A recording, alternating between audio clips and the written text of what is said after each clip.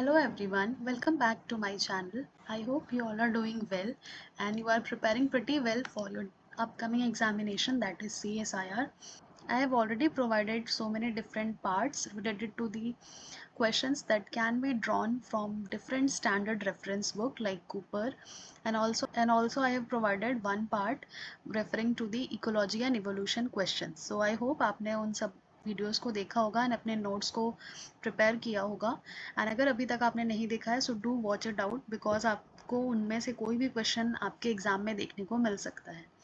And also अगर आपने channel subscribe नहीं किया है सो आई वुड रिक्वेस्ट कि do subscribe the channel for more such videos. The first question is which of the following best explains why ribosomal RNA and histone genes exist in multiple copies in the genome.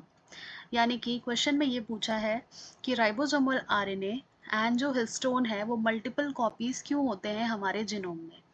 They undergo rapid degradation. Their expression is regulated epigenetically.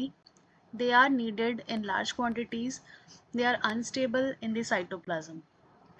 So the right answer for this question is they are needed in large quantities. Huge quantities में उनकी requirement होती है because ribosomal RNAs and histones are essential for basic cellular functions like protein synthesis and DNA packaging. Hence the genome has multiple copies to ensure massive and constant production. यानी जो ribosomal RNA है and जो histone है वो बहुत ज़्यादा needed होते हैं हमारे अलग अलग cellular functions. For example translation के लिए, अगर हम बात करें डीएनए पैकेजिंग की, जो हम पढ़ते हैं हिस्टोन ऑक्टेमर न्यूक्लियोसोम मॉडल, तो उसी लिए हमें जीनोम में इन सब की मल्टीपल कॉपीज़ की ज़रूरत होती है ताकि हमारा ये जो सेलुलर प्रोसेसेस हैं वो रुक ना पाए, वो कॉन्स्टेंटली चलते रहें। So this is the reason. Now moving on to the next question, what is a pseudogene. Pseudogenes पे बहुत क्वेश्चंस देखने को मिलते हैं। तो स्यूडोजीन्स क्या होते हैं? A gene involved in immune evasion, a duplicated gene with new function, a gene copy that is non-functional due to mutation, a gene only active during embryonic development. So the right answer is pseudogene क्या होता है? A gene copy that is non-functional due to mutation. यानी एक ऐसा gene जो कि जो हमारा एक्टिव जीन होता है, फंक्शनल जीन होता है, उसमें सम सॉर्ट ऑफ म्यूटेशन होने की वजह से वो क्या हो जाता है? नॉन फंक्शनल हो जाता है। That is known as non functional remnants of a gene, और particularly you can say pseudogenes. सो ये इनका फंक्शन क्या होता है? ऑल्टर हो जाता है बिकॉज इनके में म्यूटेशन हो गया है। So they have accumulated mutation and lost coding capacity, though they may still influence genome evolution. हमने देखा था बाकी पिछले क्वेश्चन सॉल्व करते हुए सीरीज में कि जो भी नॉन कोडिंग होते हैं उनका इसका मतलब ये नहीं है कि अगर वो प्रोटीन कोड नहीं कर रहे हैं तो उनका कोई भी फंक्शन नहीं है। हमने देखा था they have a crucial role in genomic evolution as well as gene regulation process. So the right answer for this question is option C, a gene copy that is non-functional due to mutation. So video को आगे question solve करने से पहले I would like to take a short break. जैसा कि मैंने अपने channel पे अपडेट किया है कि एक 7 डेज़ वर्कशॉप मैं ऑर्गेनाइज कर रही हूँ just for the learning purpose. यानी अगर आप एक रिसर्च स्कॉलर हैं या फिर अगर आप रिसर्च में जाने वाले हैं, आप फाइनल ईयर में हैं, तो आपको कई सारे अपने पीएचडी के इंटरव्यूज़ में एंड इवन आपको अपने जॉब्स के इंटरव्यू में भी इन सब इंस्ट्रूमेंटेशन रिलेटेड क्वेश्चंस फ्रीक्वेंटली देखने को मिलेगा। My aim is crystal clear कि I have to provide all these techniques in a very easy to grasp language and छोटे छोटे parts में इसे break करके मैं आप तक लेके आऊँ। So it is a paid one. So it is only for 499. So I will provide the link in the description box for the Google form. आप Google form visit करके अपना particulars डाल के and fee pay करके आप register कर सकते हैं। and ये start होने वाला है 18th से 24 तक ये चलेगा, 7 days होगा।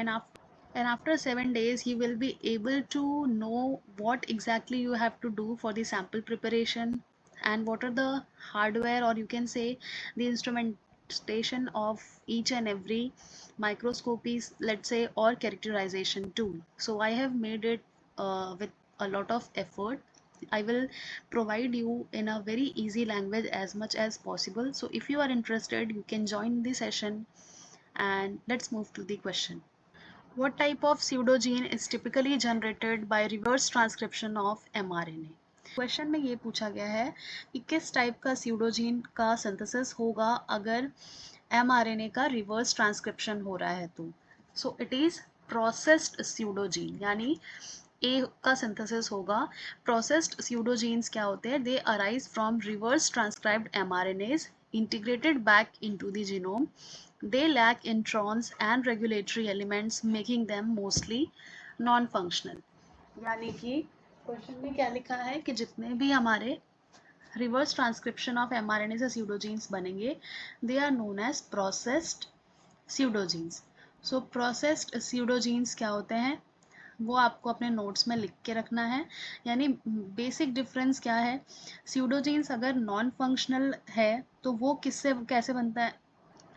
If we talk about the unprocessed pseudogene, so जो unprocessed pseudogenes होते हैं they are typically formed by gene duplication. यानी ये जीन डुप्लीकेशन से बनते हैं और इन्हें कहा जाता है unprocessed pseudogenes. So they often retain intron exon structure and regulatory element of the original gene. यानी कि उनके में क्या होता है, इंट्रॉन एक्सॉन और रेगुलेटरी एलिमेंट्स होते हैं ओरिजिनल जीन के. लेकिन जो प्रोसेस्ड स्यूडोजीन्स होता है are created by retro transposition where a process mRNA transcript is reverse transcribed and inserted into the genome, therefore lacking intron and regulatory sequences. तो simple सा एक डिफरेंस याद रखना है कि अगर हम बात कर रहे हैं प्रोसेस्ड की तो वो कैसे बनेगा, रिवर्स ट्रांसक्रिप्शन से बनेगा यानी रेट्रो ट्रांसपोजिशन से बनेगा एंड देयरफॉर उसमें इंट्रॉन और रेगुलेटरी एलिमेंट नहीं होंगे. तो वो क्या होगा, नॉन फंक्शनल होगा क्योंकि कुछ तो है ही नहीं रेगुलेटरी एलिमेंट. वहीं अगर हम बात करें अनप्रोसेस्ड स्यूडोजीन्स की जो जीन डुप्लीकेशन से बनता है उसमें intron exon regulatory elements original gene के रहते हैं. सो ये बेसिक डिफरेंस है, you have to remember this. Now moving on to the next question. Which process is most likely responsible for the short legs in dog breeds like Dachshunds?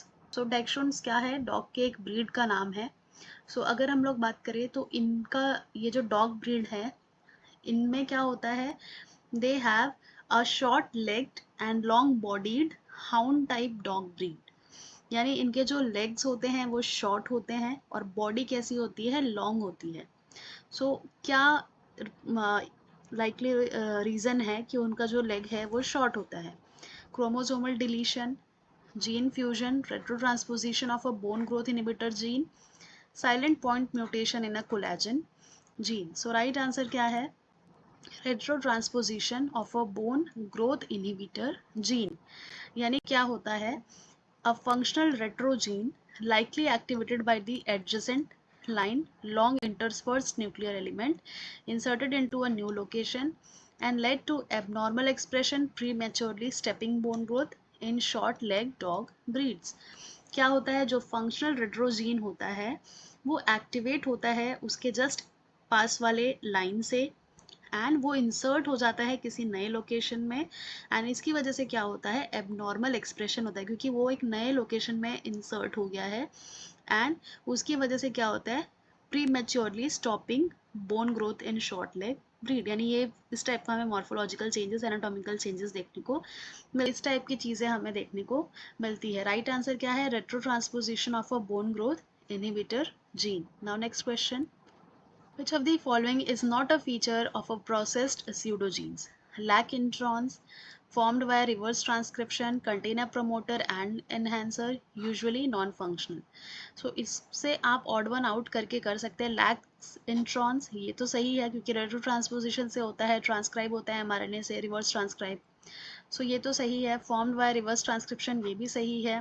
Contains a promoter and an enhancer, अभी हमने देखा कि regulatory element axon intron नहीं होता है इसलिए वो non functional होते हैं. तो नॉन फंक्शनल तो ऑप्शन सही है. अब क्या ऑप्शन सही होगा इस क्वेश्चन का, सी वाला, क्योंकि उसमें रेगुलेटरी एलिमेंट तो मिसिंग होते हैं. सो ट्रांसक्रिप्शनली ये क्या होते हैं, साइलेंट होते हैं. डू नॉट रिटेन प्रमोटर और एनहेंसर जो कि ओरिजिनल जीन का पार्ट होता था.